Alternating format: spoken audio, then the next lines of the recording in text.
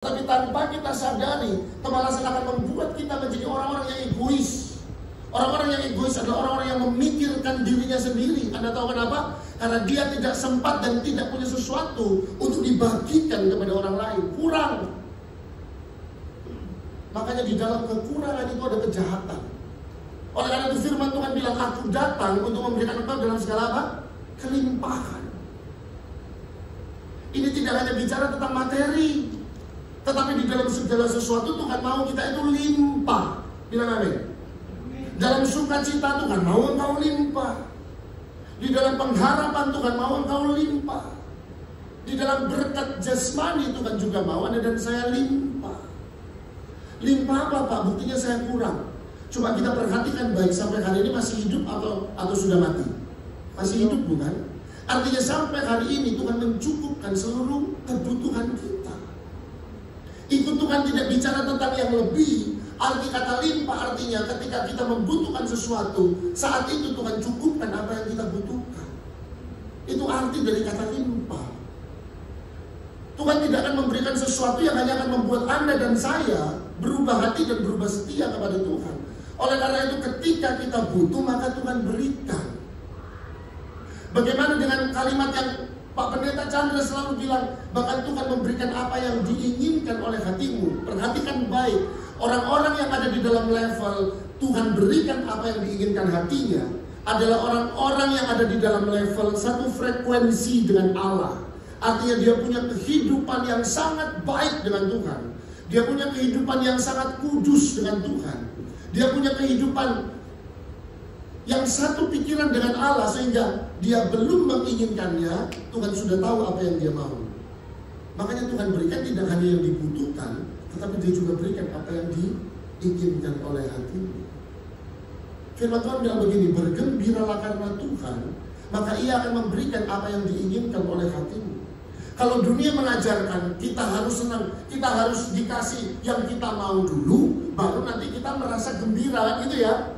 Saya mau handphone baru, ketika handphone itu datang baru kita merasa gembira. Saya mau tas baru, ketika tas itu datang maka kita merasa gembira. Saya mau mobil baru, ketika mobil itu datang baru kita gembira. But not ketika kita ada di dalam Christianity. Firman Tuhan bilang kamu harus gembira karena Tuhan, bukan karena apa yang diinginkan hatimu.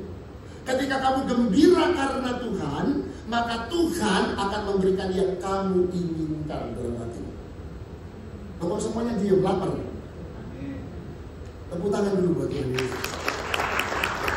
Nah, orang-orang yang bergembira, bahkan dia belum menerimanya, itulah yang saya katakan mereka yang punya frekuensi yang sama dengan Tuhan.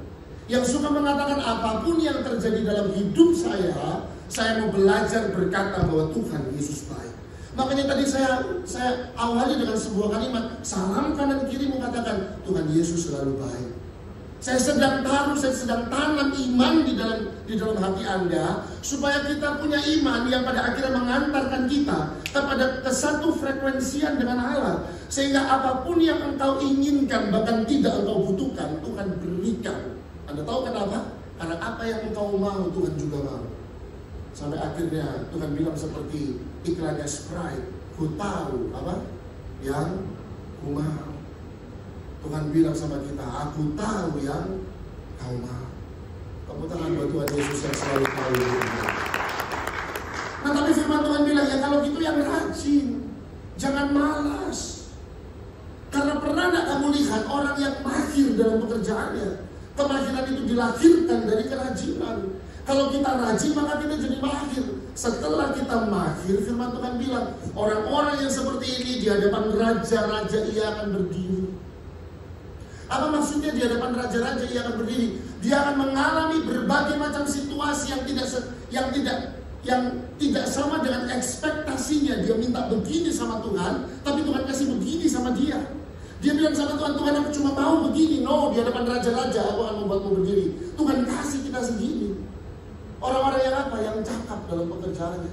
Dan Anda tahu siapa yang cakap dalam pekerjaannya? Bilang sama-sama dengan saya. Saya bilang. Saya. Lupa pelan semua bilang saya ya. Bilang sama-sama, saya. Yes, saya tidak bicara tentang orang lain. Saya bicara tentang Anda, Bapak Saudara. Saya bicara tentang personal demi personal yang ada di tempat ini. Tuhan akan membuat engkau berdiri di hadapan raja-raja. Tuhan akan membuat engkau berdiri di dalam kondisi yang gak sama dengan ekspektasi Anda. Apa maksudnya, Pak? Bukan dengan kata yang negatif. Ekspektasimu segini, you minta segini sama Tuhan, but not. Tuhan bilang, no, aku tahu rancangan yang ada padaku mengenai kamu. Gak cuma segini, bro. Aku kasih segini, bro. Kasih tepuk tangan buat Tuhan. Oleh karena itu,